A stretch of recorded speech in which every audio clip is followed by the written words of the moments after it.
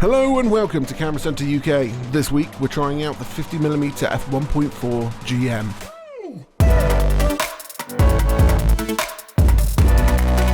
It is an incredible lens and a much needed upgrade from the 50mm f1.4 Zeiss. You are probably wondering why you got a 50mm 1.4 when you've already got 1.2, but at the end of the day, Canon have also had a 1.2 and a 1.4, and these lenses in this 1.4 range is very much for you, the customer, and people who are going to use this lens to have a stopgap in between the super expensive one, which is the 1.2, and the cheaper end 1.8 lenses. The Sony, with their new lens design recently, have created incredibly reliable and incredibly sharp optics. The GM range is pretty much unchallenged across the board, and they have become a staple for photographers doing weddings, events, as well as in the corporate setting as well, cinematography, all of these things. The GM Glowing Glass is pretty much perfect for anybody.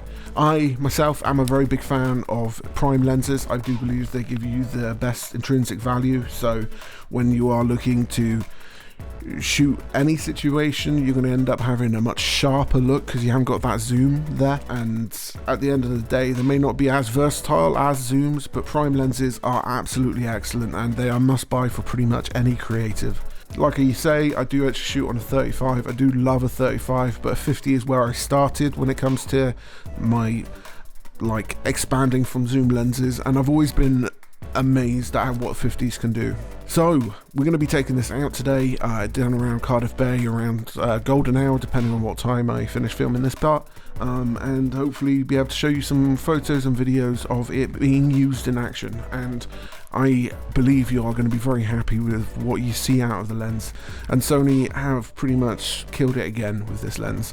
And at the end of the day, what you want is fast, reliable, lightweight, and that's what you want, be it for video, photo, and especially when it comes to these cameras, especially A7R5, which we're going to be shooting with today. When you're shooting at 8K for video and the 61 megapixel sensor, you're going to get an absolutely outstanding amount of detail in across the board. At the end of the day, most importantly is the bokeh. You gotta love a little bit of bokeh, and when you want to get a prime, you're getting it to shoot it wide open. I know a lot of people do shoot it closed, and it is a really good idea, but today with the autofocus capable as it is, you know, shooting wide open is one of the most important parts when it comes to shooting a prime lens. Okay, so we've just gone down to Cardiff Bay.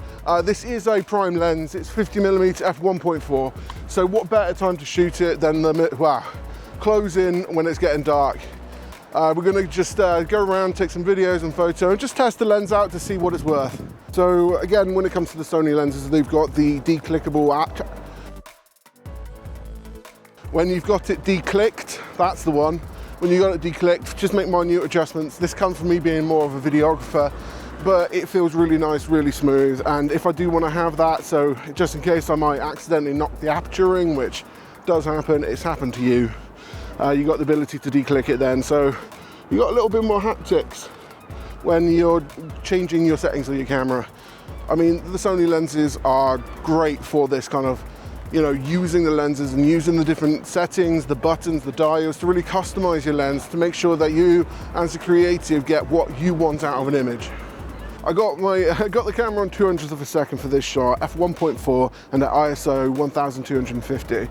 And again, with that low light performance, you can get a really sharp, incredibly good shot. The light, I like the lines of this building here. I think it looks quite cool. So when you're looking for something incredibly sharp, you've got it in this lens, and it's pretty excellent. Using leading lines, I'm actually going to focus on this Cote sign. Might not be the name, but we're going to go with it. So we're going to focus on that, just to kind of show off what kind of bokeh you'd get. And it looks incredibly nice. If you're in town and you want a course for $16.95, you can always go to Cote. With that shot and just showing off some of the bokeh, you can really tell how creamy and lovely it is. What I always really enjoy about 50 is, you know, the 35, 50, 85, so that's the closest to the human eye. So what you see is what you get, and you can always kind of rely on them, and I just love a 50. They're just great. I don't have a 50 at the moment, but 50 mils. This is tempting, huh? It's nifty, but it's not the nifty 50. I still actually have my plastic nifty 50 Canon. It's smashed like most of them because they are fragile, but you can just put them back together. I'll beep that out. But yeah, no, really great lenses. And I just love a 50, they're just great. With Sony, they've continued to actually add a really good interface to the actual lens. So you've got the buttons on the side here, so you can customize them. Again, you've got the aperture ring, which is declickable, like I said earlier, there. And it just feels good, it controls good, and it's incredibly light. And when you're looking for a lens, like it being heavy is one of the biggest things. I know, because I use the 35 1.2 Sigma, and it weighs a ton. It weighs a ton. Okay, so when it comes to testing out a lens for the first time, you really want to see what the autofocus is like. With the Sonys, because they've got the touch screen, what I like to do is just do a quite quick little focus rack, so if you want to move just a little bit further that way.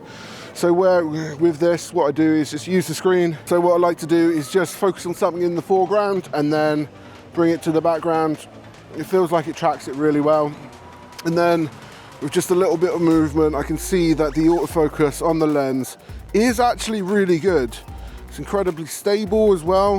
I think I might actually be in love with this lens. It is great. And I know it may seem like I'm a little bit biased towards Sony. I like Sony a lot, but this 50mm is absolutely superb.